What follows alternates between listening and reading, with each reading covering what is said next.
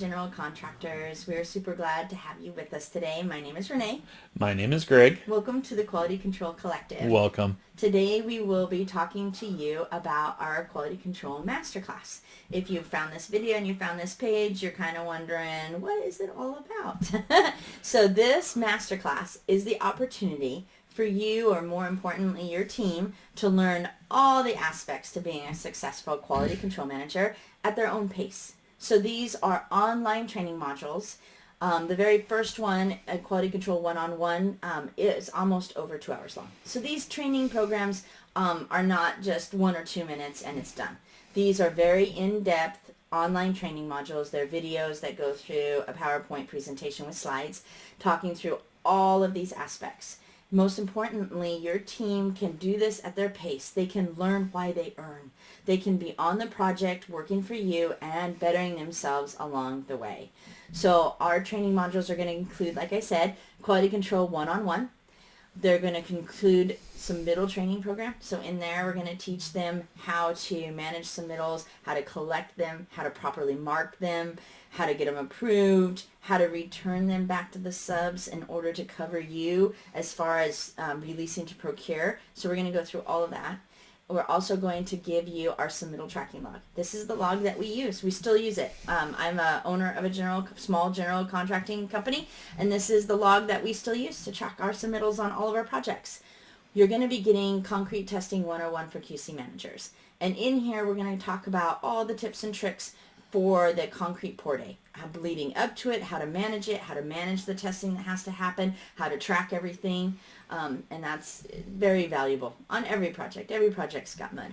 We're going to talk about project closeout training, and then that module we talk about all of the closeout items that you need. We're going to go through as-builts, we're going to go through O&Ms, we're going to go through spare parts, we're going to go through contract owner training, we're going to talk about the warranty manual and how to put it together. So we're going to go through what the items are, how to collect them, and how to track them. We're going to go through Red Zone 101. So whether you have done a Corps of Engineer project or you're on a federal site that is adapting a lot of the Corps standards, which we're seeing more and more now, you're probably hearing about a Red Zone meeting. So this talks about what it is, what to do ahead of time, the pre-meetings to hold, and how to manage those kind of meetings for your client.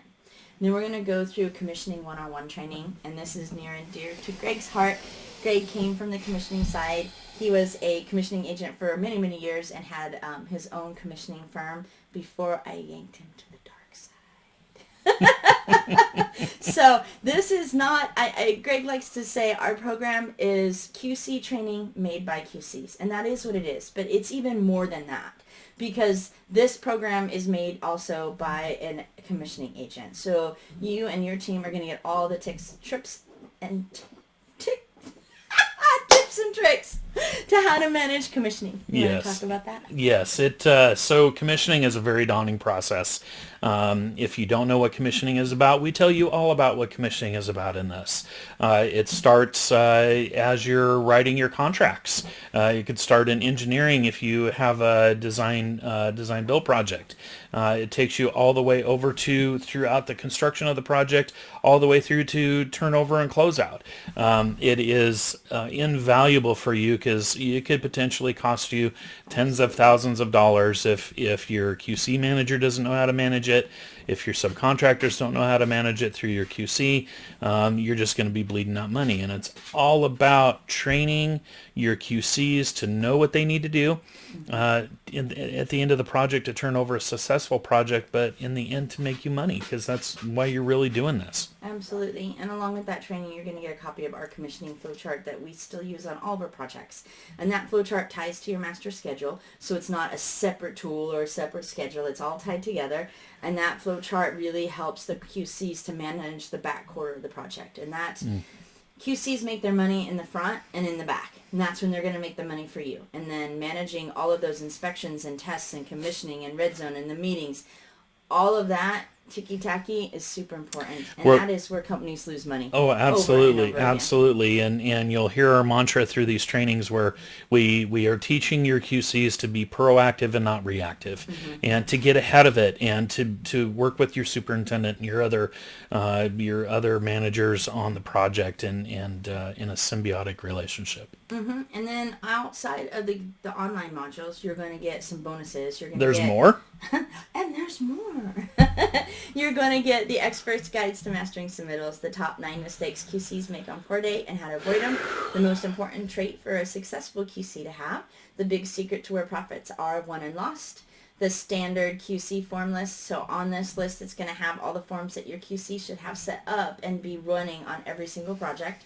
You're going to have standard binder and file list for your sites, whether it's all electronic or all paper. Doesn't matter. You still need to have standard files that need to be set up for every project.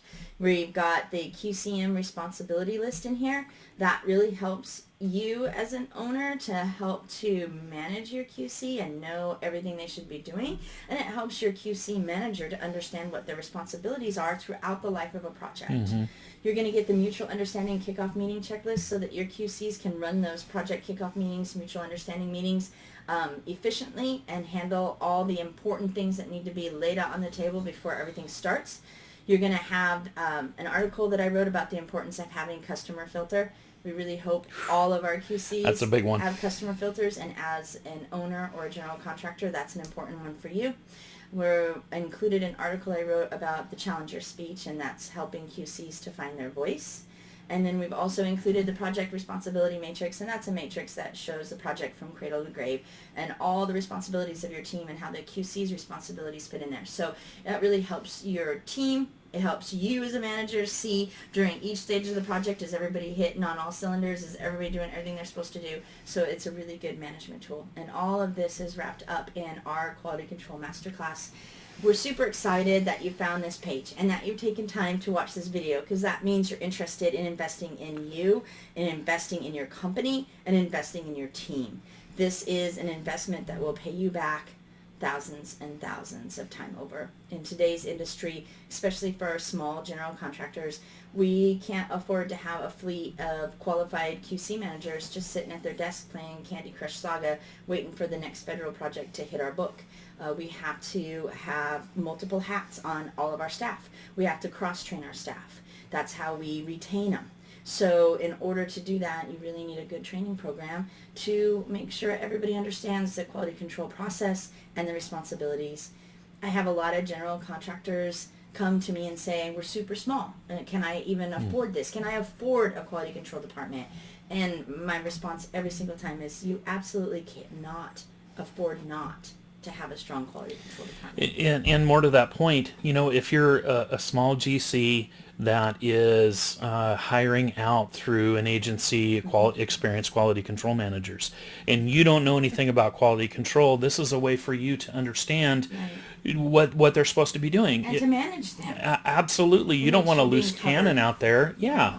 If you're a small GC that is getting ready to do your first federal project, and you want to hire your first QC or train somebody on staff, like Renee said, this is it. This is the training.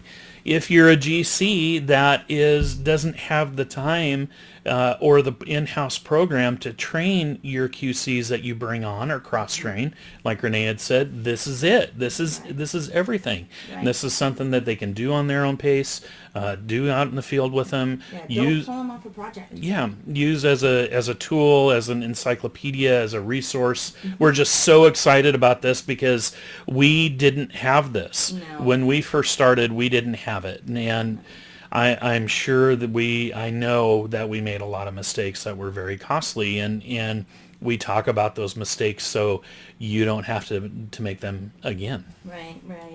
A lot of GCs hire us, and we go to their project sites and we do audits, and then, we'll train their staff. But we really wanted a program that was accessible to everyone. Small business, medium-sized business, big business, doesn't matter. And this online program gives you that. And we're very, very excited to be able to help the fellow general contractors out there, especially right now, because one bad project can sink us all. So we are only as good as our last project, general contractors, and this is really a strong way to invest in your company and in your team. You won't regret it, we promise. All of our wishes for your success. Best of luck.